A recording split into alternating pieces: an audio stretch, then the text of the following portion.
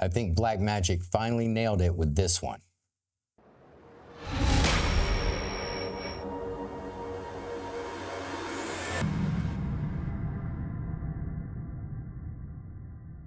So, of course, I'm talking about the new Blackmagic Pyxis 6K.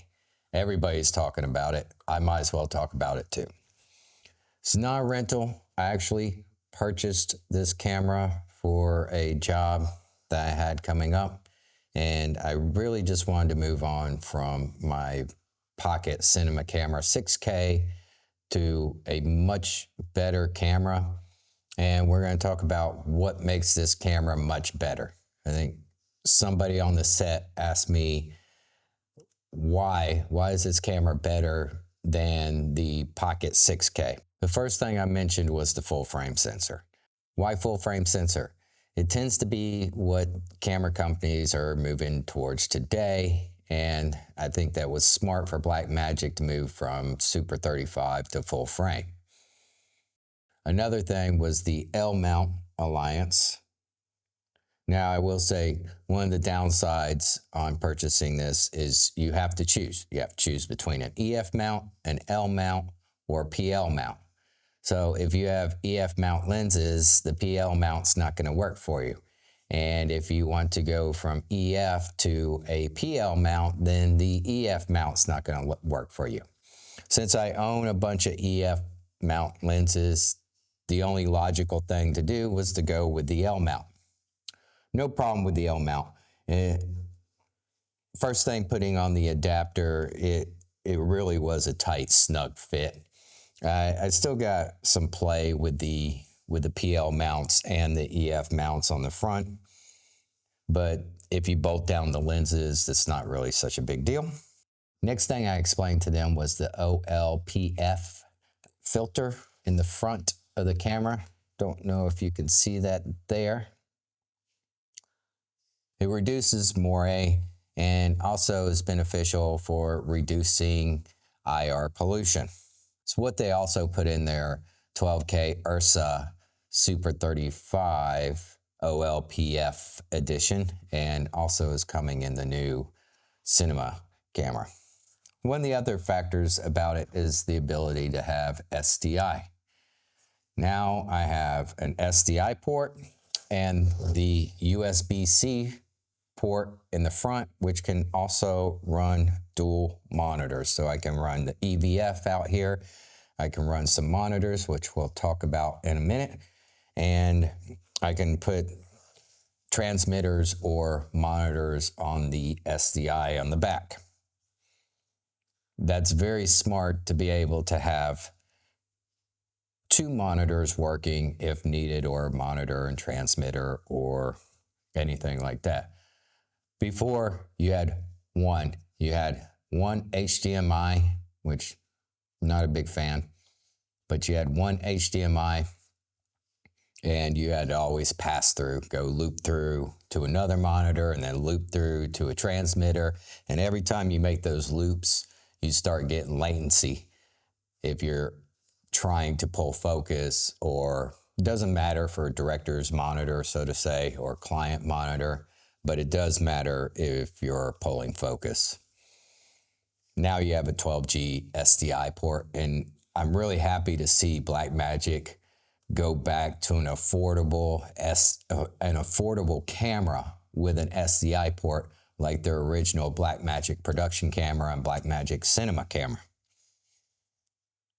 Time code, also the ability to jam time code is another plus on this, a dedicated time code port.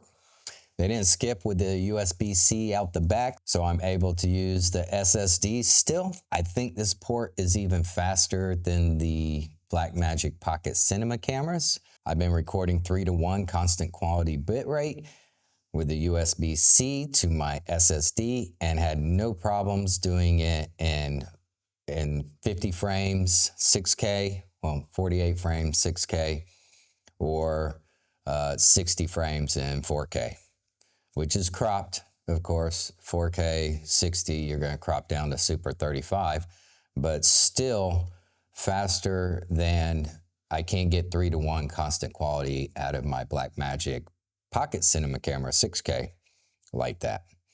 So usually on my Pocket 6K, I shoot 5:1 and 60 frames per second, no problem, usually with that.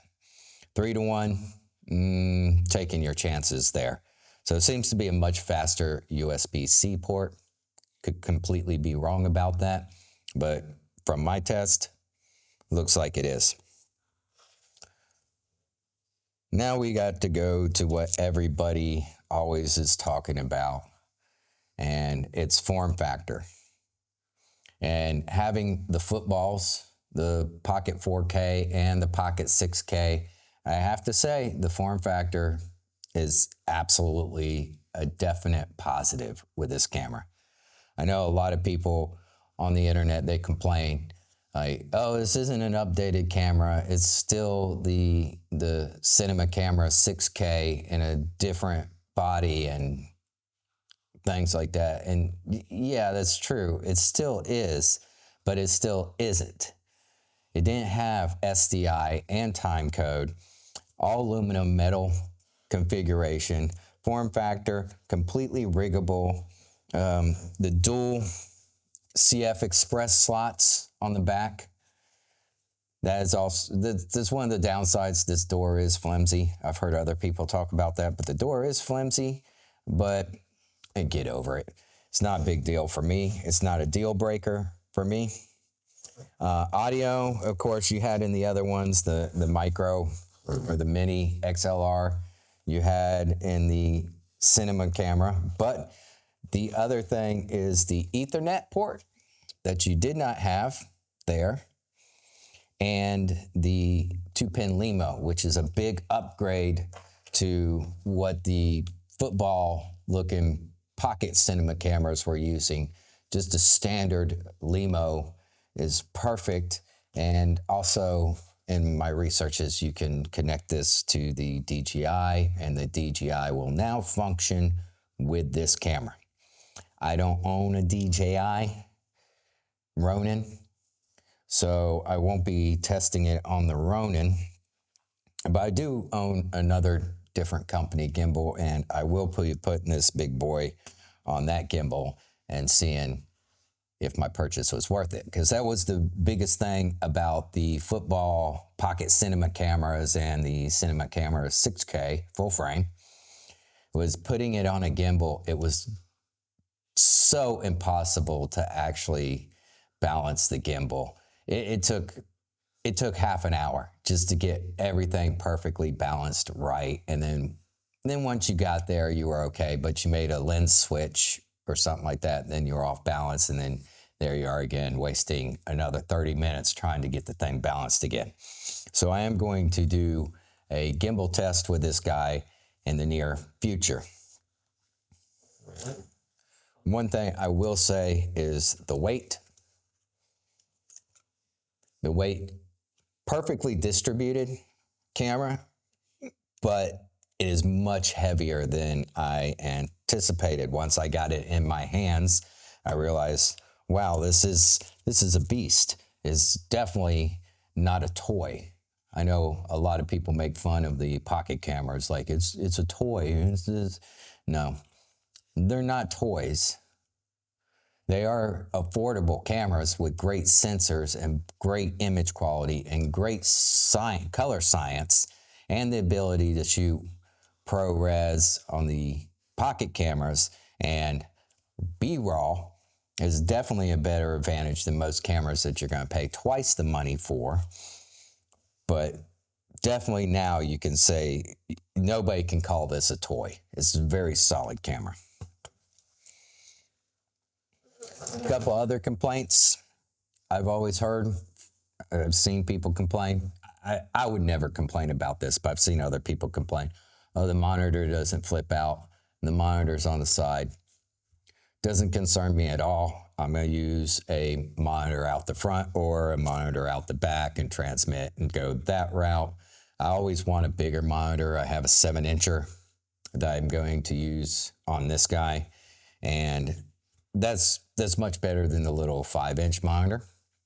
I will say the recent commercial that I use this on, I worked it on a slider, which I'll talk about also in another video. And a lot of times when I'm on the slider, depending on my position, you know, sometimes I'd be this way on the slider, moving this way. And then sometimes I'd be positioned just here, giving it just a little push this way. And or I'd be pushing in this way. Now my slider is pretty long. It's longer than this table. So on a push in like that, standing behind, I know you can move your monitor, I can move my monitor and all that. Standing behind though, you know, you're gonna have to move your monitor. A lot of times I just find myself looking right at the screen and making my dolly moves just like that. I'll show you some behind the scenes of how I work that. And that actually worked out great for me. Now, I would say one thing, like the new 12K Cine, it has monitors on both sides, which is pretty cool function. And sometimes I was thinking like maybe this monitor and all the buttons should actually be on this side, the assistant side, so to say. This is the operator side. This is the assistant side. He's the one who's going to put the focus motor there, power it up, and he's going to be the one who changes the settings when I need be. And he would be able to watch this monitor and pull focus if need be. I think that would have been a better design, but then you'd be putting buttons on both sides, but it doesn't matter. You get their new monitor, you get your EVF, and you have all your functions on there. Or maybe they should have buttoned it on both sides. I wouldn't be surprised with the Pyxis Generation 2 that they didn't put a monitor over on this side or something like that. I could be totally wrong, but if Blackmagic happens to see this or something, like, yeah, I mean, if I'm a solo operator, I'm gonna be angry trying to fiddle with buttons on this side of the camera, unless I'm cranking out a fortune for the EVF and the Pyxis monitor. But to each their own. It's just one of those things. Like me professionally, there's an operator side and there's a assistant side, and this is my first AC side, and that should probably been where the monitor is. But I understand where Blackmagic's coming from, putting the monitor on this side. It's much better than other box style cameras out there, like the Red. You're going to put the monitor on top here anyways, and it's an extra monitor to do so. You do have a little window right there, but it's like this big. It's completely useless unless you're changing, and even then, like me, I need better eyes to be able to see all those functions there. Same thing with the Z-Cam. The button, it's so small and tiny of a screen just on top that it's really hard to see. Having a big 4.5, 5-inch monitor over here on this side to be able to change all the functions of the camera is definitely an added bonus. So let's talk about, I guess, resolutions. You know, as people say, you got your 3x2 open gate, you got 4:3, you got full 6K, 16:9. You've got your 4K, you got 2K, and you got like, and you got full HD all on this guy. I never really use any of those unless I'm using the 4K at a super 35 crop. I'm fine with that, especially if I'm outputting things in 4K anyways, or I'm going down to full HD. Doesn't really matter to me.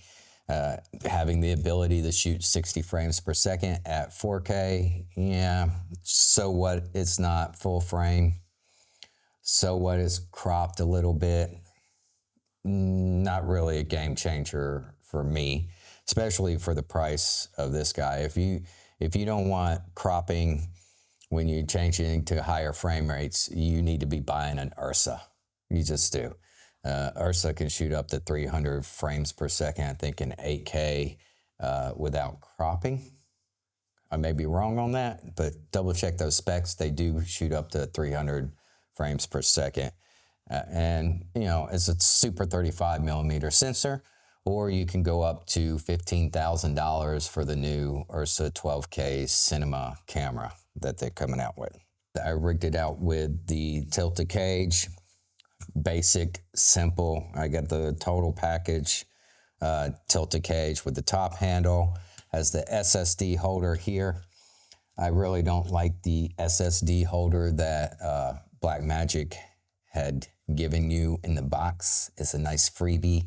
It's nice to get you started until you buy something, but with me, as soon as I buy a new camera, I'm buying a cage for that camera, especially the Pyxis, which is advertised as the world's smallest, most riggable camera ever.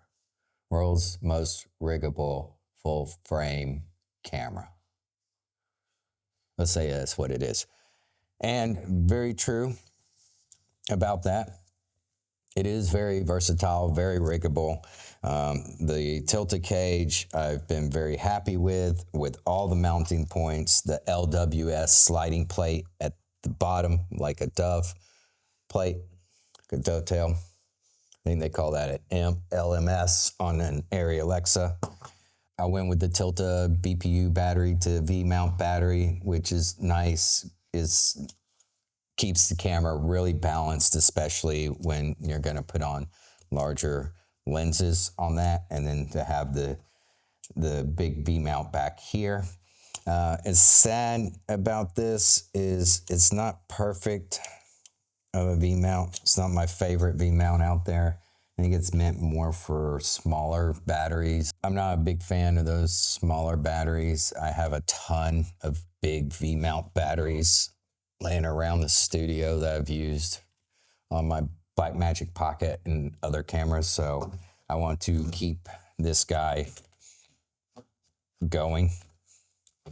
Like I said, not the best in the world, but it's fine. If I want to slap on a smaller, I'll probably end up taking this battery mount off and going with my older battery plate. If you have an older Tilta battery plate laying around, just get you a 2-pin Lemo to D-tap. These are from Site. Really had good luck with them. They have power voltage indicators on the back of them. Love them. Okay, so I got the BPU dummy battery off from the Tilta cage. It was much easier than what I made it look like before, but I don't want to go too much into camera cages. I'll do that in a later video. I just wanted to talk about the functionality of the Pyxis and what makes this camera so special. One of the things, BPUs. So you can buy a BPU battery for this. Yes, it's probably not going to last that long. It's probably going to give you an hour or two, depending on the size of the battery. I'm never really going to use a BPU battery as my all-day filming. I'm always going to go with a V-mount battery, and that's all because about powering my accessories, especially if you're somebody who knows about the Blackmagic. This is not an autofocus camera.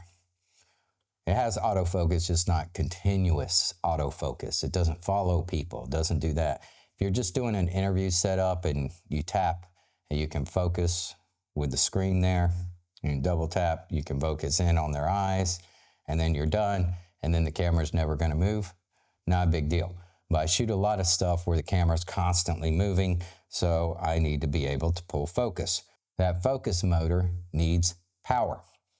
So mostly that's going to come from my V-mount battery, or in this instance, I'm going to add on a battery plate onto this.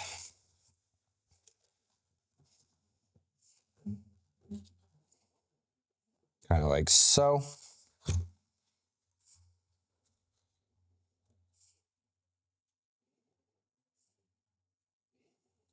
Then another thing that I always hear people complain about is, of course, the BPU battery doesn't last very long, but it's also the same battery that the Sony FX6 uses, and the Red Komodo also uses that, but they have power options, just like this camera does, to put a V-mount battery plate onto there.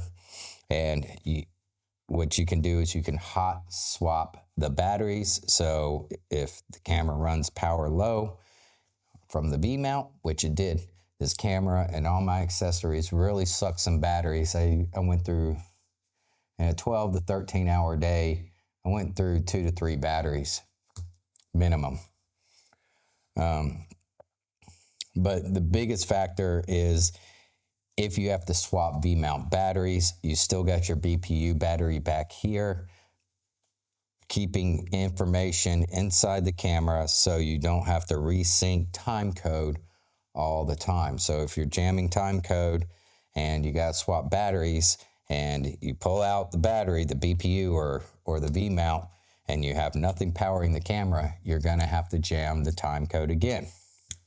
So most all professional shoots, especially ones I've been on, high-end movies, large budget films that I've worked on, they never turn off the camera. The camera never turns off. It's constantly running. That way you don't have to keep jamming time code every time an Arri Alexa has to change batteries. And an Arri Alexa will suck through some batteries in a day. So I just gotta say, quit complaining about the battery. They give you plenty of options with these Blackmagics. Even the old football, the pocket cinema cameras, gave you multiple options of how to power that battery. And other companies that came around, like Tilta, that gave you a side handle to do MPF batteries. They also created the bottom of the, what do you call that, the extra battery mount on the pocket cinema camera 6K Pro. So no complaint from me whatsoever about having to use BPU batteries. The only thing is, if I'm going to put this on a gimbal, I'm probably going to use a BPU battery on that. But if I'm putting it on a gimbal, I'm probably going to have dual hand grips on that gimbal, and I'm going to mount a V-mount battery on that dual hand grip gimbal. And you know, the V-mount battery is also going to recharge the BPU battery at the same time. Very smart from Blackmagic. They know more than you do. I promise you. Everybody out there complaining about this camera, I promise you that they've thought about all these things, and I've noticed that they have put a lot of attention into this new camera, and they've thought about a lot of things of what people really want. One of the things I have to kind of say about this camera is it looks like a professional camera. And I know a lot of people out there who cares? It looks like a professional camera. Who cares if it functions like a, well, I care. When I take this camera out and I have clients and I'm shooting for clients and they show up on set, they don't know anything about cameras. But when they kind of looked at my Blackmagic pocket cinema camera, they were kind of like, what is this? This is like some DSLR, this some mirrorless looking weird camera. It doesn't even look like a camera, because they've seen Red Komodos probably before. They've probably seen maybe Alexas before. Maybe they've seen the Sony FX6s before. This actually looks like a professional camera and functions like a professional camera. And that's what you really want. You're trying to impress your clients, right? They're not, when they first walk in on set and they see this big rigged out camera, they're going to think, oh, he's a professional. He knows what he's doing. I know that sounds stupid, but image is everything. It really is. It shouldn't be, it should be the quality of the image, which the quality of the image of the Pyxis is a great image, but like anything, a camera can only put out so much good image. It is about the DP and the operator, the camera angles and the lighting that is really gonna make your camera work shine. Okay, so like I said, L mount. I went with the L mount and I got the Viltrox EF to L adapter because I own a very nice set.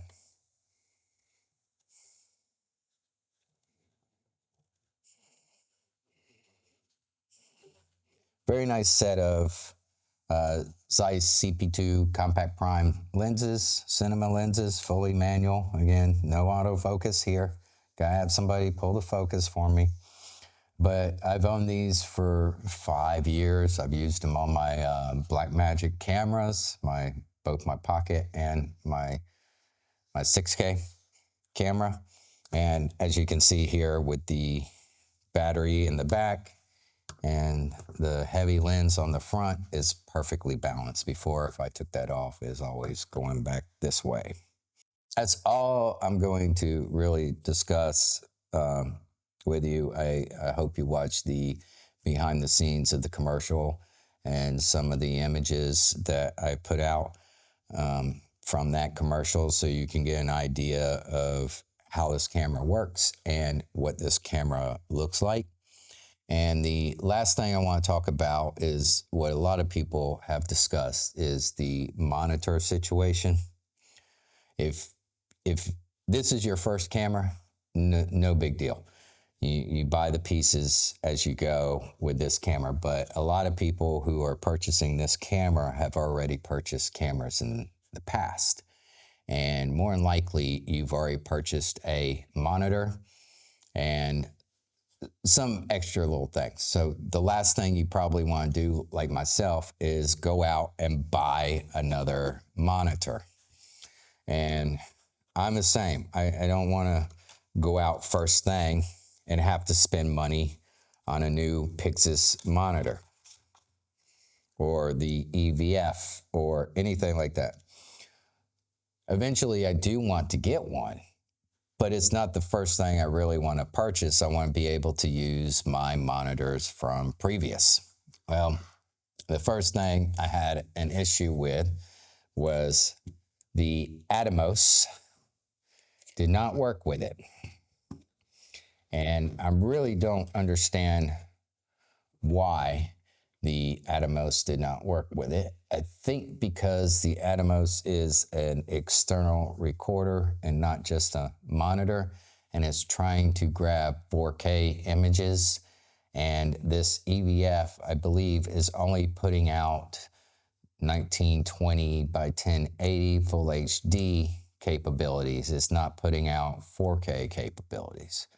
So every time I used the Atomos, it did not get a signal. Fortunate, I have this TimberCod monitor, which does, it says it's 4K, but it also does 1080p output at 60. So I ended up getting from Ugreen, I got a little USB-C adapter to an HDMI adapter. I've mentioned this in other people's comments before that if this is USB-C,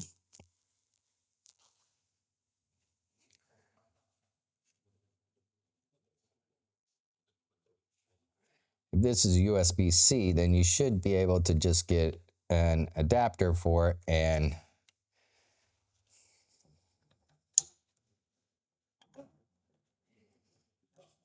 it should function. That was my original thinking with the Atomos deal.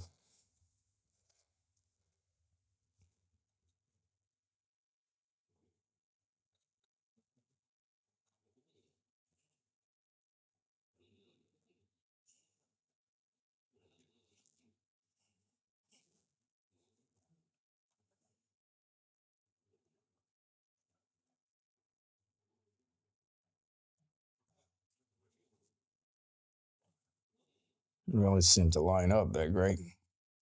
Anyways, that was my original thinking with the Atomos deal. and that it would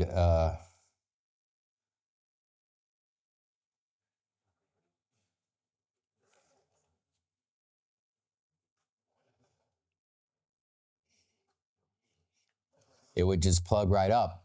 And the Atomos did not plug right up. So fortunately, like I said, I had two other older monitors here. I have this one Field World that I'd use for my AC, and my operating 7-inch monitor here. Better than the Atomos, because this is a 7-inch and the Atomos is only a 5-inch. And as you can see right there, yes, you can plug in a standard 1080p monitor right to your camera.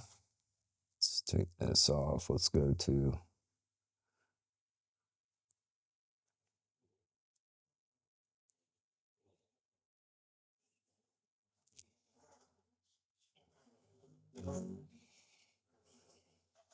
And as you can see, I've got a working monitor right here. No worries at all.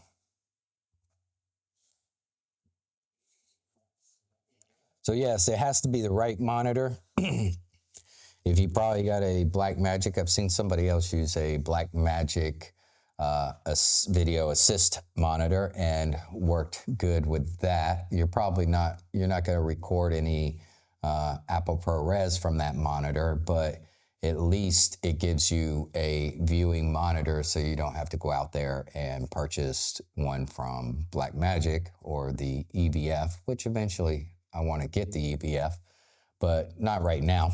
But at least with the Blackmagic versus the Atomos that I own, is the Blackmagic has SDI on their video assist. And if you just need a 3G, you can go out there, get the cheaper 3G 5-inch, 7-inch, or pay a bit money for the 5, 7-inch 12G. And you can plug it through the SDI and it has loop through. So then you can actually go out there and record Apple ProRes if you want to. So again, features, people complain about stupid things. You know, they say, oh, it doesn't shoot Apple ProRes internally. Well, that's not a big deal. I mean, Apple ProRes is good codec, but it's also only 10-bit versus the 12-bit RAW. So if you want the ability to do both, you just buy the video assist and then you can have Apple ProRes 422. I think I've talked enough about this camera. Like I say, I'm super impressed with what Blackmagic has done. If you watch my channel, you know, I'm a big fan of the quality and the options that Blackmagic gives you at the price point that it gives to you, because I'm not the richest filmmaker out there. So I can't keep going out there and buying high-end cameras, and then, you know, you're taking a risk every time you go out there and spend $10,000 on a camera. You're taking a risk on if you're going to get your money back. What's the market like? Does the economy crash? Are people doing cheaper online videos these days? Which they are. A lot of people are doing much cheaper internet lifestyle videos these days and not paying as much for high-end commercials. So yeah, if you go out there and you spend money on a $10,000 camera, are you going to get the work to pay for that $10,000 camera, when work tends to be leaning more in the social media direction and paying lower budgets to get the same quality of video, because lower end cameras are just about as good quality as the higher end cameras these days, especially if you're looking at stuff on a phone. That's going to do it for this video, and go out, hit that like and subscribe, and I will definitely be doing more videos with this camera in the future. We'll talk about the cage, we'll put it on the gimbal, we'll talk about weight, and until then, we'll see you in the next video.